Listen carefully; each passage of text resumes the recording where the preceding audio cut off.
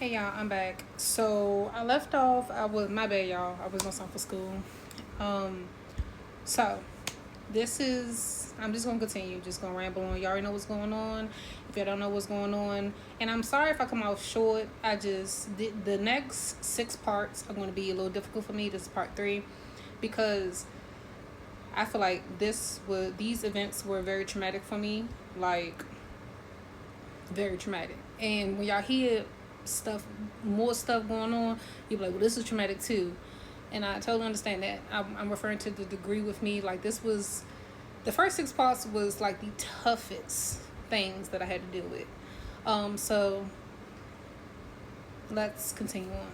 So, now that I remember where the beating took place, it took place in Cherry Hill. We lived in those apartments right there. It was down the hill to the left, and we was on the bottom row, on the back end of those apartments. If y'all know those apartments in Cherry Hill, y'all know the apartments I'm talking about.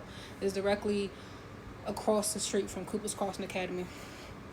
So, like I said, Tish was at work, and she allowed her boyfriend, which is who is now her estranged husband, the man that emptied me, admitted to it, and a person whose last name she still carries. And to my knowledge, she's still not divorced from this man because she can't find him. Therefore, the divorce can be expedited. She's been telling me the same lie for forever. So, he came and got me. She was at work, and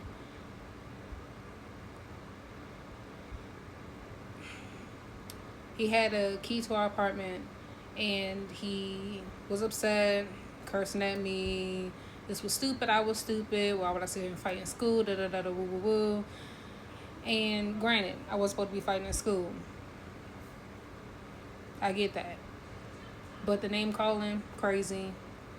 And at this point, I didn't even know I was getting a beating because did I know I was probably going to get my ass whooped? Yeah, because she had this tendency where, she took everybody else's side but mine. She didn't even want to hear the whole story. She didn't want to hear what had made me upset. This was in defense of her. She didn't care because as long as she had this thing where I was a representation of her, okay, and she was not a good person at all. However, I needed to be perfect. I couldn't get upset. I couldn't leave the house looking no type of way. I had to be pristine because I'm a representation of her, but she was a very flawed individual. You understand? It's like I felt like I couldn't make no mistakes. I was held to this unreasonable standard, one that she couldn't even meet herself, and she was a grown ass woman at the time. Anyway, so the key to our apartment. I think at this time, mind you, I'd already told her I don't like this man. Now you're allowing me to be alone with him, and he expresses that you gave him consent to whip me. This is a big ass man at this time. I'm in 5th grade, okay? This is a big ass man, and I'm in 5th grade. Like, even though, like, I'm still confused how you even gave him consent to beat me. His hands was huge. He could have just beat me with, like, physically discipline with his hand. This man proceeded to get a belt, told me to take my pants off to where I literally just had on a t-shirt and drawers, and he beat the absolute shit out of me. Beat the shit out of me. Just imagine a child in the 5th grade, a 400-pound man with grown man fucking strength, pulling back the belt and welling it and hitting the skin with all his might every time. And of course, I get up, I'm moving my arms, I'm running from him, he's grabbing me up, he's holding me still, and I lie to you not, he at least hit me 20 times. Relentlessly. Like he was upset about something too. Okay? When he was done, he dropped the belt. I had deep ass welts in my legs and in my arms. And he just left me in the room and said, wait till your mother get home. Under her permission, mind you. For her to get home. And I literally, and I don't even understand how she was able to go through life saying that I sat here and lied on her and on him. Because I'm gonna give y'all like a little highlight into the next time I'm gonna talk about, because my family staged an intervention where she took his side. Because I told her sister, my aunt at the time, and I say my aunt at the time because I no longer speak to her either, that he beat me. And I showed her, mind you, these welts was so deep in my skin that, don't you know how like a little swelling go away after like probably 2 days or whatever? No, the welts turned into bruises. And I told my aunt that she allowed him to beat me. So then they staged this whole intervention. Nevertheless, she gets home that night, the night of the beating.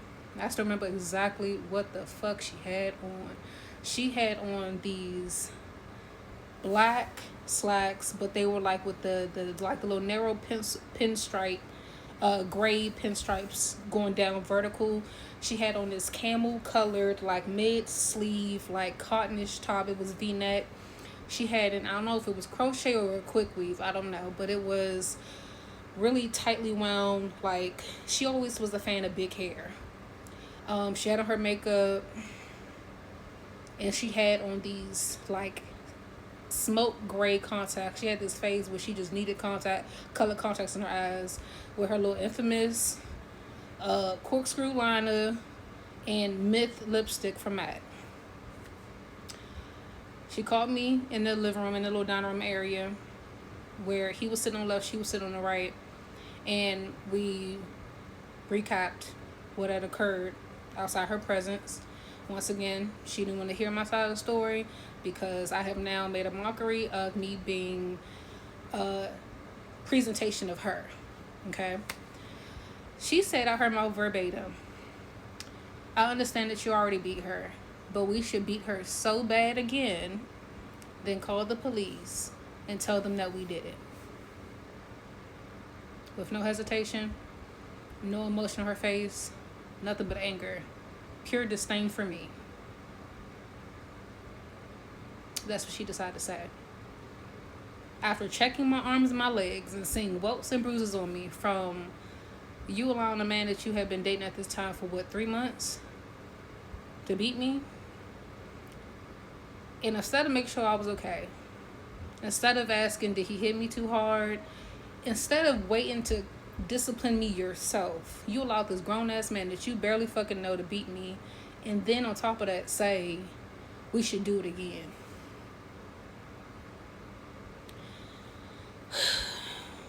Anyway,